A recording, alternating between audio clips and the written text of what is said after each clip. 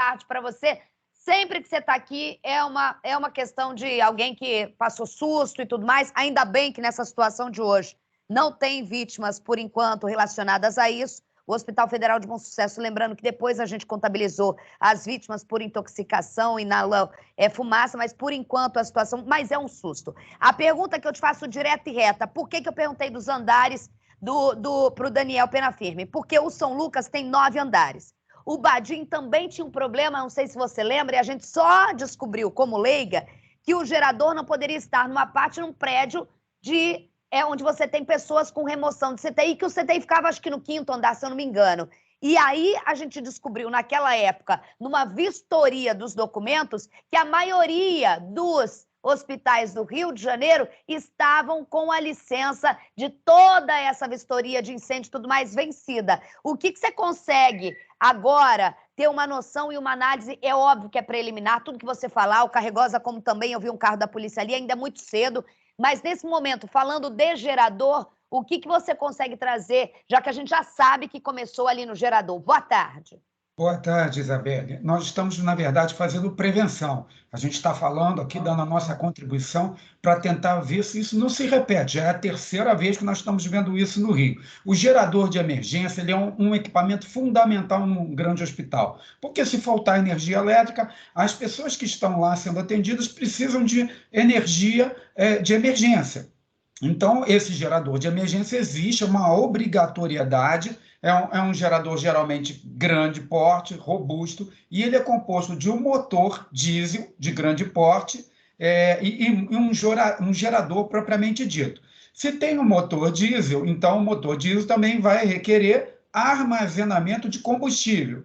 E também, se você queima combustível, você vai ter gases aquecidos que precisam ser expulsos. Então, você tem que ter um sistema de exaustão desses gases. Imagine uma situação que você tem uma geração elétrica e combustível e mais partes quentes do motor. Se houver uma falha de manutenção, se esse equipamento não estiver bem posicionado, então qualquer problema ali se torna muito crítico, muito grave. Eu ouvi em algum momento alguém mencionar que havia uma rouparia nas proximidades de onde começou o incêndio. Então, é preciso avaliar se esse gerador de emergência estava posicionado num local adequado ou se ele estava próximo a um setor, por exemplo, rouparia, onde tem muito material que pega fogo muito rápido. Então, é uma pergunta que nós faríamos nesse primeiro momento. Outra questão é a questão da fumaça. O gerador e a armazenagem de diesel não pode ficar num local próximo à admissão de entrada de ar para o sistema de ar-condicionado. Então, precisa ter uma coisa que a gente chama de damper corta-fogo. É um nome técnico, mas é como se fosse, vamos dizer assim, uma veneziana dentro do duto de ar-condicionado, que assim que começa o incêndio, precisa fechar para a fumaça não se espalhar no prédio inteiro, como a gente viu no Badim, né? Então, são os pontos de atenção. A outra questão também muito importante, Isabelle, que nos 3 acidentes a gente está vendo que está faltando, é onde colocar os doentes, os pacientes, quando se tem uma emergência no hospital que você precisa fazer um escape e abandono. Porque se não tiver isso definido antes, improvisar na hora vai parar na rua. E ainda precisa ter ponto de energia elétrica para manter os respiradores, os equipamentos de sobrevivência. Então, quer dizer, é preciso que esses hospitais que estão incrustados dentro de áreas residenciais ou áreas muito fechadas, eles precisam ter algum plano de escape e abandono com um local que ele precisa fazer algum tipo de acordo, procurar mapear na região onde colocariam esses pacientes, principalmente aqueles que estão em estado gravíssimo. Eu preciso tocar nesse ponto, mas antes eu aprendi com o Carregosa aqui em um desses incêndios, que é o seguinte, as pessoas ficam com muito incêndio, a questão, se eu não me engano, foi no Badim que você me falou isso, quando a gente comentava lá em São Cristóvão ainda, Carregosa. As pessoas ficam com muito medo do fogo, de morrer queimado, e nessas situações, em prédios novos e tudo mais, as pessoas esquecem do problema da fumaça. E as pessoas não têm o treinamento de deitar, as pessoas se desesperam. E o que você explicou na época, que a gente até fala um termo errado, porque, na verdade, a fumaça ela paralisa a célula, a medicina legal que o policial estuda, ela paralisa, a sua célula para de captar oxigênio. Foi isso que você explicou. E as pessoas não sabem, porque aí é o medo do fogo, mas é o contrário, tem que ter o medo da fumaça. É, o medo da fumaça. Tanto é que bombeiro que atua em incêndio, depois ele tem que ficar um tempo, se ele acabar inalando fumaça por algum motivo, ele tem que ficar depois um tempo em resguardo para conseguir recuperar as células de volta. Porque a gente fala intoxicação, não é intoxicação, é asfixia. É asfixia celular. Você morre como se alguém estivesse segurando sua garganta e você não respira. Quando a gente respira, a nossa célula vai juntar o oxigênio. O problema é que a fumaça ela tem gasto de monóxido de carbono, que ela tem muito mais afinidade com a célula do que o oxigênio. Então, na hora que o monóxido de carbono gruda na célula, ele não permite o oxigênio entrar. E aí, o que vai acontecer logo em seguida? Você não vai conseguir, a sua célula não vai conseguir fazer a troca de gases, que é importante para o nosso sistema respiratório. E aí a gente asfixia. E o problema é o seguinte, na hora que a célula gruda com o monóxido de carbono, já era. Então você tem que esperar essa célula morrer e depois o Por isso que o pós é desesperador. O pós, assim, inalar, você tem que fazer exame, tem que fazer tudo mais para entender, porque existe uma concentração no sangue que é permitido. Se você já estiver naquele limite, já era. É perigosíssimo. E por isso que a gente viu, a Tatiana Campbell, repórter, entrou comigo, e eram 9h10 quando começou, Gerardo. E aí, depois começaram a retirar as pessoas, o fogo está controlado, e várias pessoas que ajudaram começaram a desmaiar por falta de ar. Exatamente isso que o Carregosa falou. A imagem do lado esquerdo do teu vídeo é a imagem ao vivo do alto agora. Do direito é esse momento do corre-corre dos pacientes que estavam mais próximos à rouparia, ao prédio anexo, onde a fumaça chegou. Ô, Gerardo, você falou da questão de ter um plano de emergência de saída. A gente sabe que é praticamente impossível, você não vai ter um pátio de um estacionamento, mas eu vou citar, no caso do Badin foi uma creche que não estava adaptada, lembra que foi o dono da creche abriu as crianças saindo. No caso do Hospital Federal de Bom Sucesso, foi uma mecânica que abriu as portas e as pacientes entravam e no auge da pandemia. No caso agora aí do São Lucas, a dificuldade do acesso das ambulâncias até agora, porque a rua é muito apertada, as ruas do entorno são muito apertadas, o bombeiro é muito próximo, mas mesmo assim, com o horário, teve dificuldade de chegar. Tudo isso a gente só vê após uma tragédia e a gente fala e assim, como você disse, a gente não aprende com aquilo que dá errado.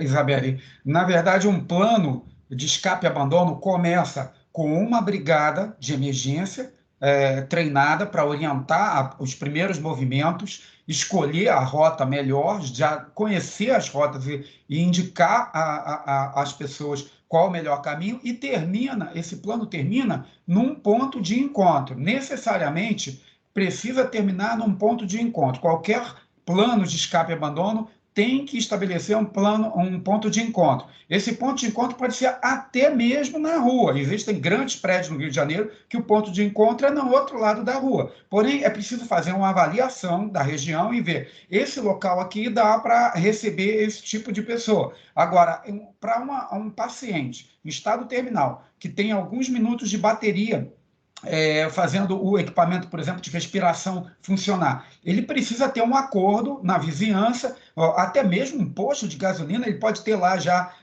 um ponto de energia para uma emergência, e mesmo que seja ali num pátio, ele pode deixar as pessoas, pelo menos, recebendo energia elétrica para os equipamentos de sobrevivência. Mas isso faz parte de quê? De um plano. Não é assim, tipo, deu o alarme de incêndio, agora cada um por si. Não. Você precisa ter um plano, você precisa ter cabeça de fila, você precisa ter serra-fila, que é aquele último que vai passar no andar e ver se alguém ficou para trás, dentro do banheiro, ou se alguém ficou esquecido. Precisa ter o cabeça de fila, que é aquele que toma a iniciativa. Olha, é um incêndio, é um alarme, a saída é por essa escada, ou então é por essa rampa. E isso precisa ser definido antes. Todo hospital deveria ter uma equipe treinada, uma brigada interna para orientar esse escape e abandono. E, claro, como eu disse, o plano de escape e abandono sempre, sem exceção. Se é um plano feito por engenheiros, ele vai terminar num ponto de encontro previamente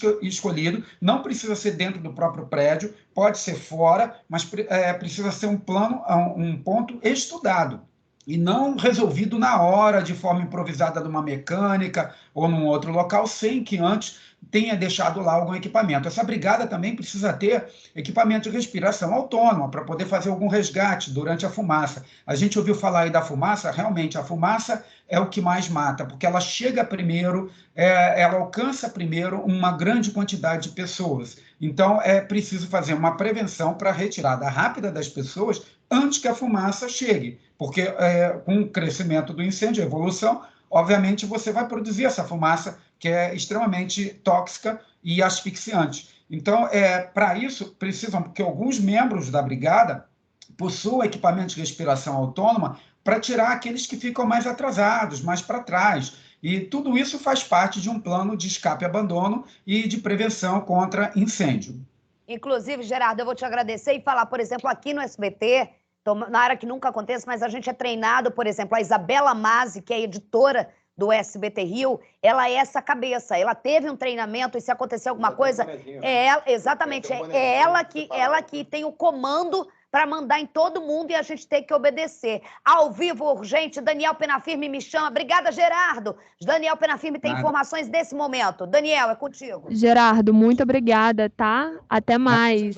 Obrigado pela pontualidade aí, me liberaram. Valeu. A gente que agradece. E aqui é uma das bases.